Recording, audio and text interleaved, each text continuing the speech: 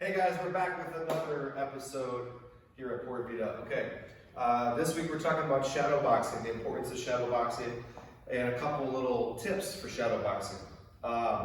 One thing that we're going to focus on today is when you're shadow boxing and you're thinking about your feet, you're thinking about your punches, your knees, your elbows, all that stuff. That's a lot of offense. We also need to think about our defense, okay?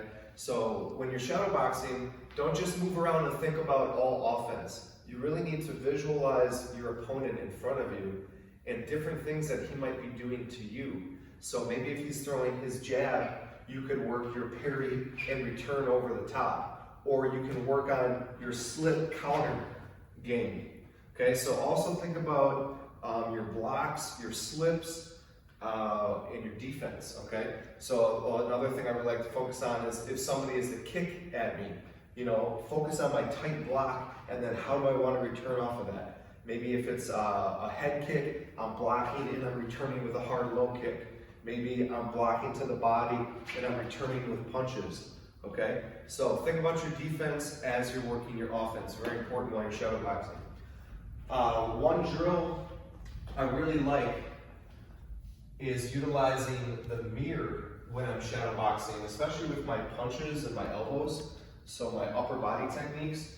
I like to make this little shape here with athletic tape. Athletic tape is good so it doesn't leave a bunch of residue on your mirror. But find a mirror, you can see how I have two lines going horizontally and two lines going vertically.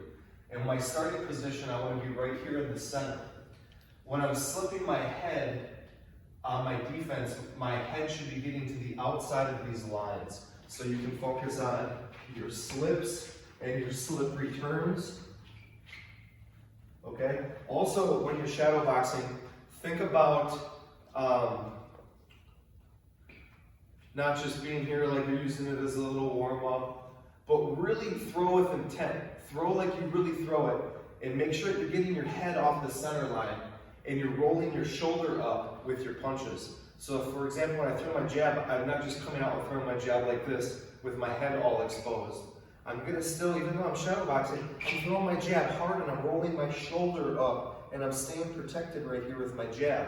And when I practice my jab with the tape, I make sure that I get my head off this line, on the other side of this line, when I throw my jab. I don't wanna just sit here and throw my jab like this and leave my head right in that center spot. I want to move it off to the right of that line when I throw my jab. And I can do that with my cross as well. Anytime you're throwing your punches, really important to make sure that you're getting your head off that center line. And you can use that as a little guide, okay, to tape. That's all I have for you for today. Come back with us tomorrow and we'll talk more about the importance of shadow boxing. Thanks, bye.